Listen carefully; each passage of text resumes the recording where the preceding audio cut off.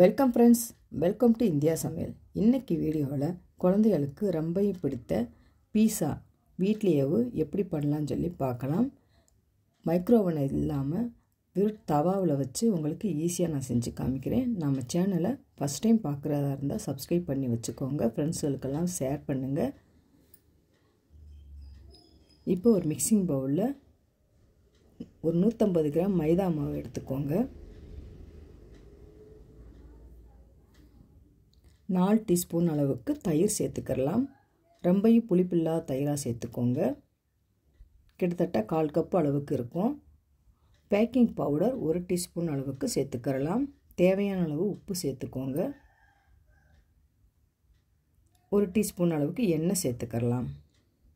இப்போ சேர்த்துட்டு நல்லா கலந்து விட்டுக்கோங்க.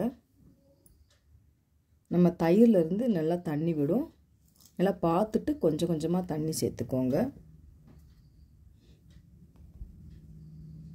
இப்போ கொஞ்சமாக தண்ணி தேவைப்படுது, கொஞ்சமாக தண்ணி ஆட் பண்ணிக்கிறலாம். நல்லா சாஃப்டான பதத்துக்கு பிணைஞ்சி எடுத்துக்கோங்க. நான் இந்த அளவுக்கு நல்லா சாஃப்டாக பிணைஞ்சாச்சு. கொஞ்சமாக எண்ணெய் ஆட் பண்ணிக்கிறலாம்.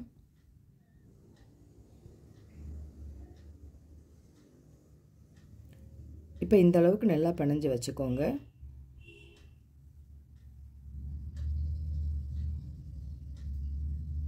இப்போ மூடி போட்டு 1 ஹவர் நல்லா ஊறட்டும். இப்போ பார்த்தீங்கன்னா 1 ஹவர் ஆயிடுச்சு, நல்லா சாஃப்டாக வந்திருக்கு. இப்போ இந்த மாவு எடுத்து நம்ம கையாலேயே நல்லா இந்த மாதிரி பிசைஞ்சு விட்டுக்கோங்க.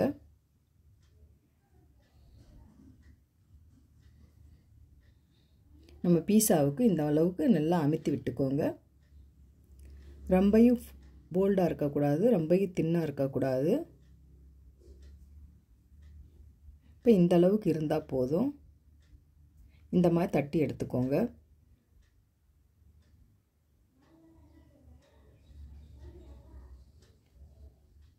நான் இந்த அளவுக்கு நல்லா தட்டி எடுத்தாச்சு. இப்போ ஒரு கடாயில் கொஞ்சமாக எண்ணெய் ஆட் பண்ணிக்கிறலாம். இப்போ நம்ம மைதா மாவு ஆட் பண்ணிவிட்டேன். 2 நிமிஷத்துக்கு மட்டும் வெந்தால் போதும்.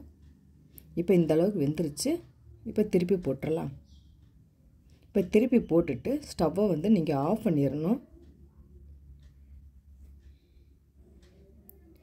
இப்போ நான் திருப்பி போட்டுறேன். இப்போ ஸ்டவ்வை ஆஃப் பண்ணிக்கோங்க.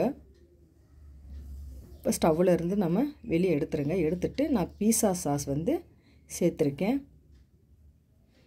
பீஸா சாஸ் நான் வீட்டிலே பண்ணது. உங்களுக்கு வேணும்னா சொல்லுங்கள், நான் வீடியோ போடுறேன்.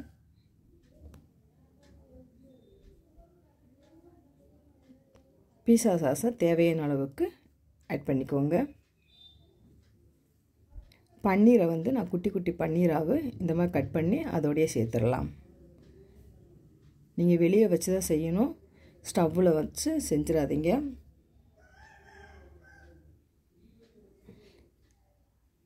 இப்போ இந்த அளவுக்கு பன்னீரை நான் ஆட் பண்ணியாச்சு.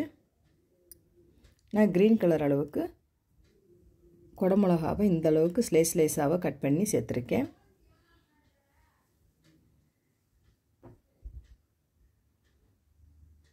கொஞ்சமாக வெங்காயம் ஆட் பண்ணிக்கோங்க. சீஸ் சேர்த்துக்கோங்க. நீங்கள் எந்த சீஸ் வேணுமாலும் சேர்த்துக்கலாம். இல்லை மொசரலா சீஸ் சேர்த்துக்கிட்டிங்கன்னா சூப்பராக இருக்கும்.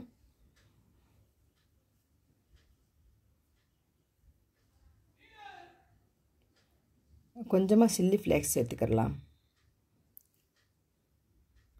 இப்போ எல்லாமே சேர்த்தாச்சு. இப்போ ஸ்டவ்வில் ஒரு தோசை தவா வச்சுக்கோங்க. அதுக்கு மேலே நம்ம பீஸாவை ஆட் பண்ணிக்கலாம். இப்போ லோ ஃப்ளேமில் வச்சு கிட்டத்தட்ட ஒரு 17 நிமிஷம் எனக்கு ஆச்சு. இப்போ நல்லா குக் ஆகிடுச்சு, எடுத்து பார்க்கலாம்.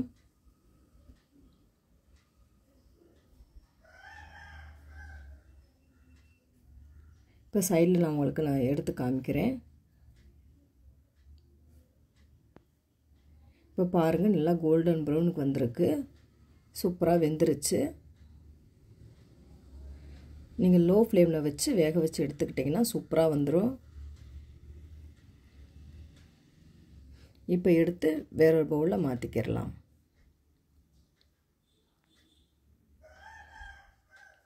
உங்களுக்கு நான் கட் பண்ணி காமிக்கிறேன். சூப்பராக நம்ம வீட்டிலேயே நான்ஸ்டிக் தவாவில் வச்சு சிம்பிளான மெத்தடில் உங்களுக்கு நான் செஞ்சு காமிச்சிட்டேன்.